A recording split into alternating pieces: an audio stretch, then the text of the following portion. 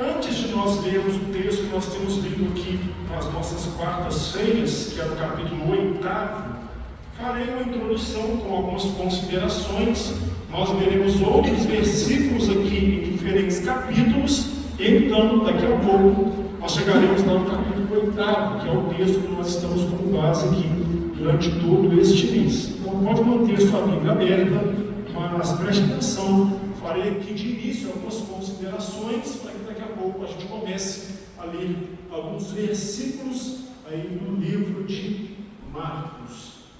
Nós estamos pensando aqui, desde a primeira quarta-feira deste mês, olhando para o Evangelho de Marcos, que Marcos escreve o seu Evangelho respondendo uma pergunta. Algum irmão, alguma irmã se lembra qual pergunta?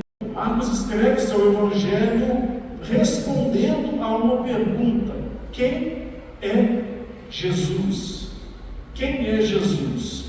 Marcos escreve então todo o seu Evangelho buscando responder para os seus leitores esta pergunta, mostrar quem Jesus era e também mostrar de modo prático o que é que ele veio fazer.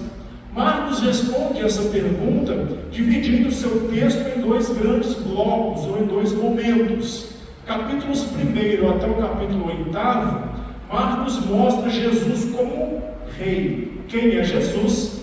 Marcos mostra Jesus como rei. Neste primeiro bloco, Marcos mostra poder que Jesus tem sobre demônios, sobre natureza, sobre a morte, sobre todas as situações e áreas da vida. Marcos mostra o poder do Senhor, como é que ele, sendo rei, vinha com todo o poder para atuar na vida aqui.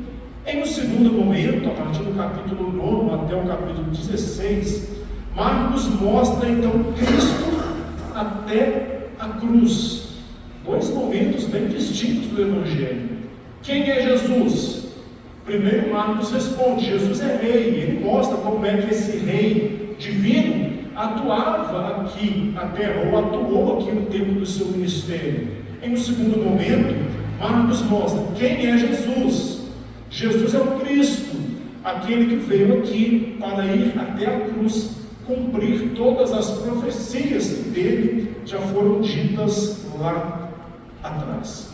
O livro de Marcos, que nós veremos aqui alguns textos que nos lembram disso, o livro de Marcos ele tem muita familiaridade com o livro de Isaías.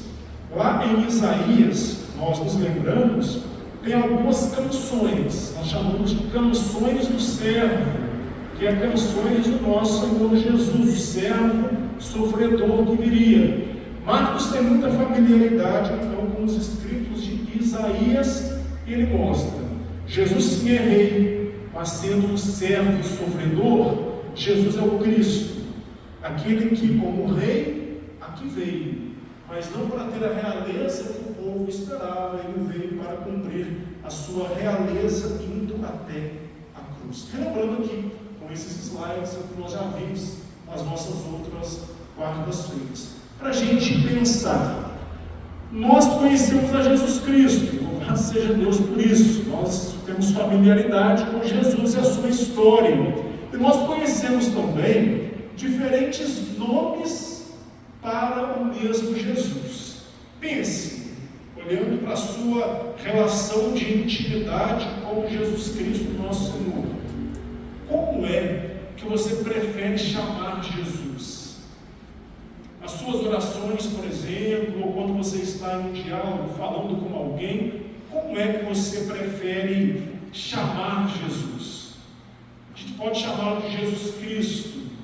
Algumas pessoas o chamam de Jesus, outras pessoas um pouquinho mais doutrinárias, talvez, teológicas, falam de Cristo. Ele é o Cristo, pensando em toda a carga de doutrina e teologia que o Cristo traz.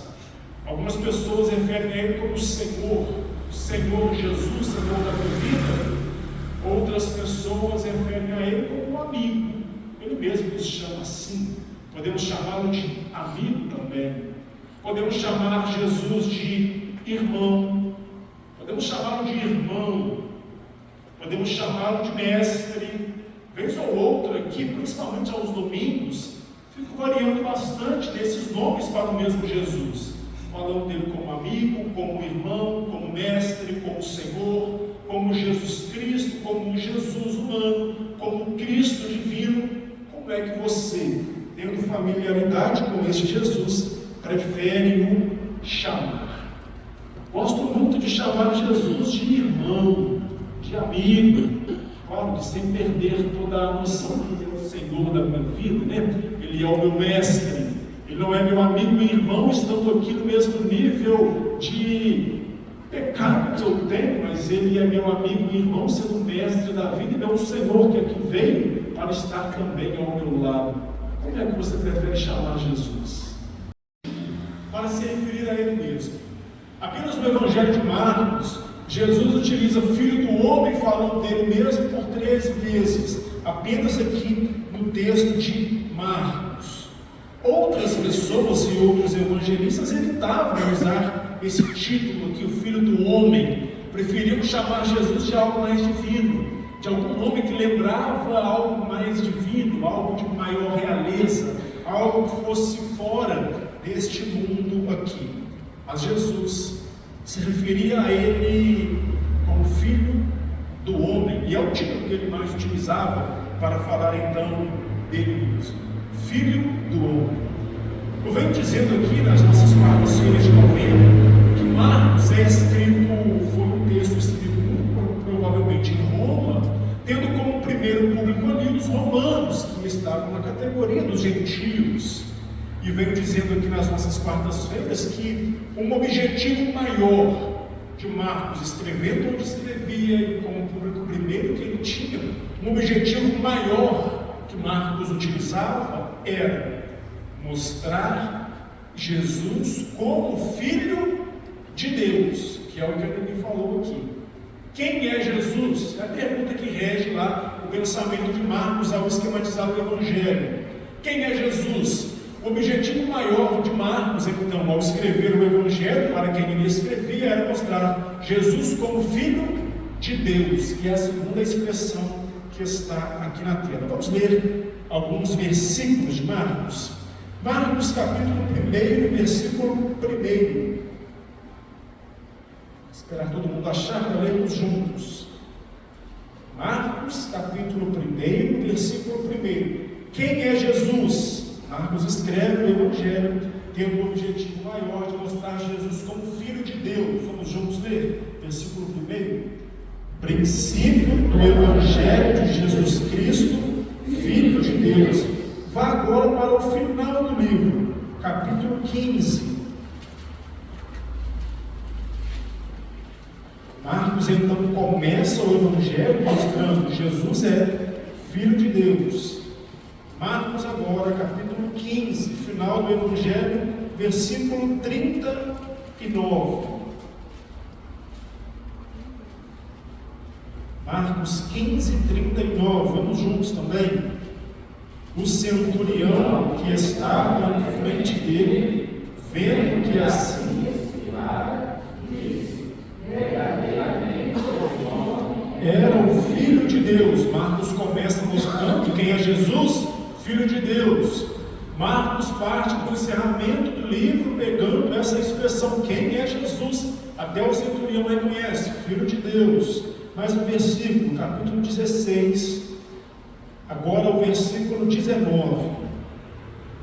Sem utilizar agora a expressão Filho de Deus, Marcos mostra uma cena que nos remete a pensar, de fato, ele era o Filho de Deus. Marcos 16, versículo 19, vamos juntos? De fato, o Senhor Jesus, depois de lhes ter falado, foi recebido no céu e assentou-se à destra de Deus. De fato, ele era Filho de Deus.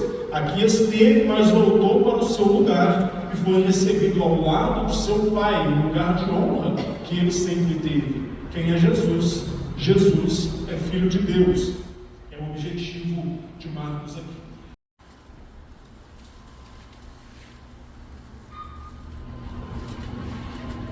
Marcos capítulo 8, o texto que faz essa mudança de clima ou mudança de ambiente no Evangelho é a partir do versículo 34 até o versículo 1 do capítulo 9.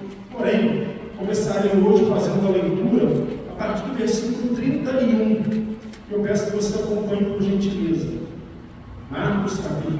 a partir do 31, diz assim: Então começou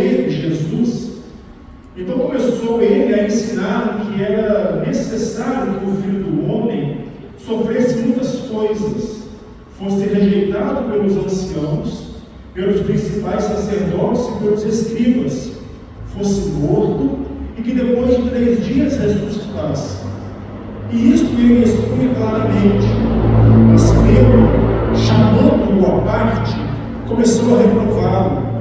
Jesus, porém, voltou-se e, fitando os seus discípulos, repreendeu a Pedro e disse: Arreda, Satanás, porque não cogitas das coisas de Deus, e sim das dos homens. Então, convocando a multidão e juntamente os seus discípulos, disse-lhes: Se alguém quer vir após mim, a si mesmo se negue, tome a sua cruz e siga. Versículo 38, peço que a igreja leia com gentileza. Porque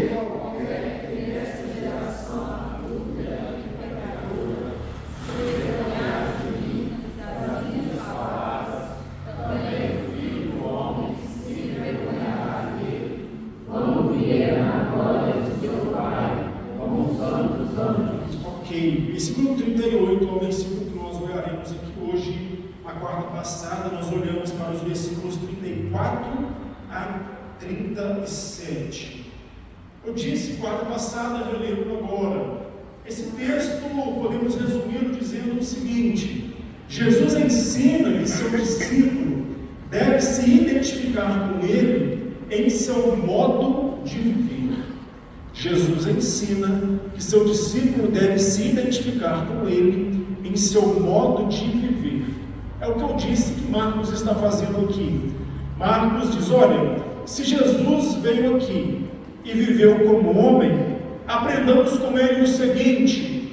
E nesse texto Marcos mostra que como é então que nós, discípulos de Cristo Jesus, nos identificamos com ele em seu modo de viver.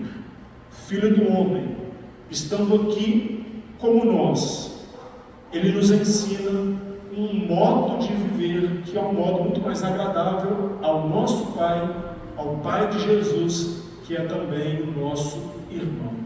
Nós estamos olhando para 3 identificações que o discípulo de Jesus se identifica com ele no modo de viver. Nós olharemos hoje para a segunda identificação, que é assumir a vida que veio para viver sem se envergonhar. Assumir a vida que veio para viver sem se envergonhar. No versículo 38 nos mostra isso no texto que nós acabamos de ler. Repare que Jesus, nesse versículo específico, se refere à geração ao redor de seu discípulo. Mas ele não se refere à geração de um modo genérico, de um modo vazio ou de um modo amplo demais. Jesus utiliza de 2 adjetivos para se referir à geração que estará ao redor do seu discípulo. Jesus diz: ela é adúltera e ela é pecadora, ou seja, ela trai Jesus por qualquer coisa. A geração que está ao redor do discípulo de Jesus trai a Jesus por qualquer coisa. Há um peso muito grande no que Jesus faz aqui.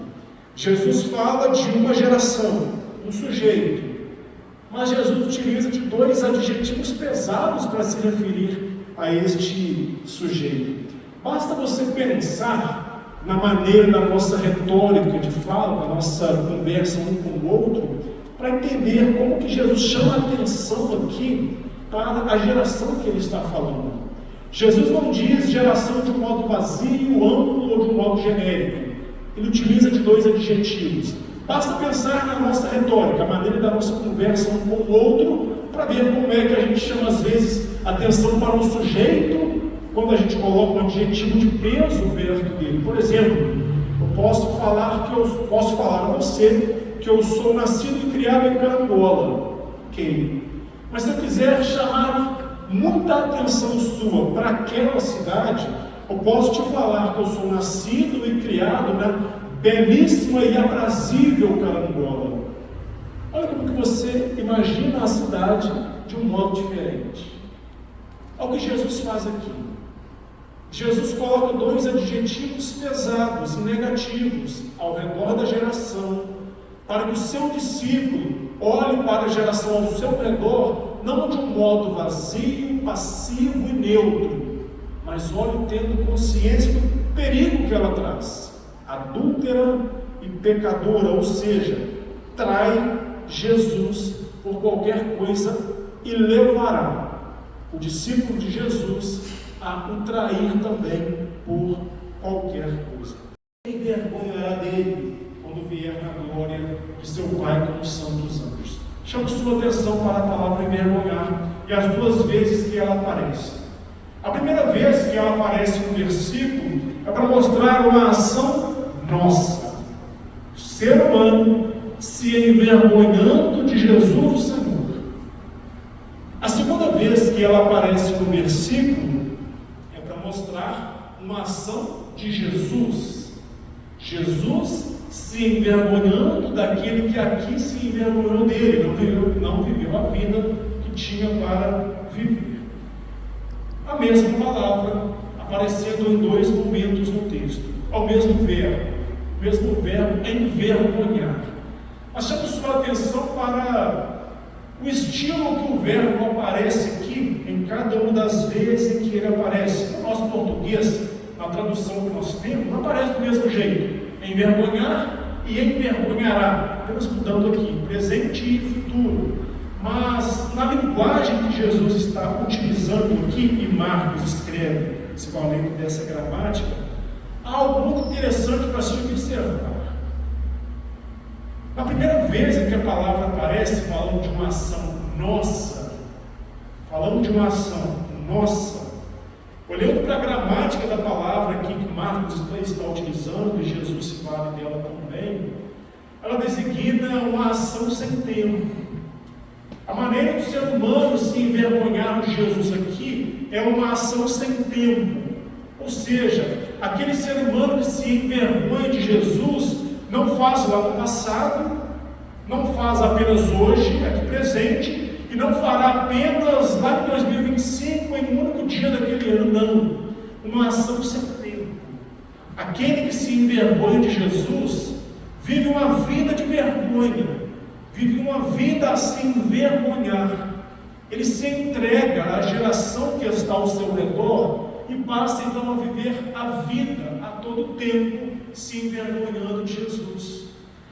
Lá na palavra, na gramática da palavra utilizada aqui por Marcos, fala da vontade de se fazer, uma entrega àquilo que o próprio desejo humano pede, uma entrega àquilo que a própria carne humana está a gritar, o desejo humano, uma vontade de se fazer. O ser humano por si mesmo carrega no seu ser uma vontade de sentir vergonha de Jesus em algum momento, pela sua carne, pelo seu desejo. O que é que Jesus fala? Nós estamos pensando aqui nesse mês. Negação dessa vontade de se fazer, negação desse desejo, dessa carne que às vezes fala mais alto. Lá na gramática da palavra que Marcos utiliza, nos ensina também sobre o ser humano sofrer a ação da geração. O envergonhar aqui nessa ação nossa é uma atitude passiva, está na voz passiva do verbo. O que isso quer dizer no nosso próprio português? Aquele que sofre a ação. Seria o ser humano, envolvido por uma geração adúltera e pecadora, se permitir ser influenciado por essa geração, sofrer a ação dela, e então ficar agora, a todo tempo, se envergonhando do próprio Jesus. Então a primeira vez que a palavra aparece, o envergonhar, é uma ação nossa. Nós sofrendo a ação da geração adúltera e infiel que está ao nosso redor. A segunda vez que a palavra aparece no texto, se referindo agora a uma ação de Jesus, muda totalmente o sentido da ação. É também um verbo, o verbo envergonhar. Mas muda totalmente o sentido aqui da ação. Olhando lá na gramática da palavra que Marcos está aqui utilizando, a ideia agora não é que Jesus vai por ele mesmo tomar a vontade de se fazer. Jesus não vai por ele mesmo tomar a vontade de se envergonhar do Max quando estiver lá no juízo final, por ele mesmo, porque ele quis, assim como a nossa vontade às vezes quer, e a primeira vez ele nos mostra isso. Não é isso que o texto fala. Na segunda vez que a palavra envergonhar aparece no texto, falando agora de Jesus, que se envergonhará também daqueles que aqui foram infiéis a ele, a palavra significa ideia de resposta, consequência. É uma ideia passiva também, no sentido de que ele será envergonhado pela nossa própria ação, ou pela ação da própria geração infiel. Não é que Jesus estará no alto dos céus agora, reinando em glória, no seu trono como rei, olhando para o ser humano, para a geração aqui, apenas querendo canetar aqueles que cometem deslizes e tropeços, para quando então em glória, ficarmos frente a frente com ele, ele se vingar da gente. Ah, você me negou, sou bravo também, sou vingativo, vou te negar, vá para longe de mim. Não é essa a ideia. É uma ideia de resposta, uma ideia de consequência. Ele será envergonhado também, ele ficará envergonhado também por uma ação nossa. É como se Jesus sofresse pela nossa ação de se envergonhar dele aqui. E então ele responde a essa ação, se envergonhando da nossa atitude aqui. Muda totalmente o sentido. A ação nossa, que é por livre e espontânea vontade, se envergonhar de Jesus aqui em algum momento, porque por nossa livre e espontânea vontade sofremos a ação da geração infiel ao nosso redor e a ação de Jesus, que se envergonhará daqueles, mas não por livre e espontânea vontade vingativa ou irada, mas por uma consequência da ação do próprio ser humano aqui. Vamos ler de uma frase que diz assim: uma ação nossa de sentir vergonha de Cristo ou do Evangelho aqui sofrerá uma consequência lá. Qual que é essa consequência? Provocar a vergonha do Filho do Homem sobre nós. Vamos juntos fazer a leitura dessa frase? Uma ação nossa de sentir vergonha de Cristo ou do Evangelho aqui provocar a vergonha do Filho do Homem sobre nós. Algumas perguntas de reflexão, para nossa reflexão aqui, partindo para a finalização deste tempo de estudo. Existe alguma área em que me escondo como cristão? Geração fiel e adúltera que traz Jesus facilmente está ao nosso redor. Existe alguma área da vida hoje em que eu, sofrendo as ações dessa geração, me envergonho de ser cristão? Lá no meu futebol, por exemplo, lá eu me envergonho do pessoal saber que eu sou cristão, então lá eu vou me extravasar, com palavras que não devem, com atitudes que não devem, porque lá me envergonho um pouquinho, me escondo um pouquinho sendo cristão. Existe alguma área em que me escondo sendo cristão? Existe alguma área em que a geração adúltera tem me levado a ser infiel? Consequência: sofrer a ação da geração. Existe alguma área em que a geração adúltera tem me influenciado a ser infiel? Todo mundo faz. Caio na ideia de fazer também. Geração adúltera levando o povo de Deus a sofrer a sua ação. uma última pergunta para a nossa reflexão individual. Olhando para mim hoje, como o Filho do Homem reagiria às minhas ações? Como que a palavra reagiria de propósito? Para a gente lembrar daquela ideia falada agora.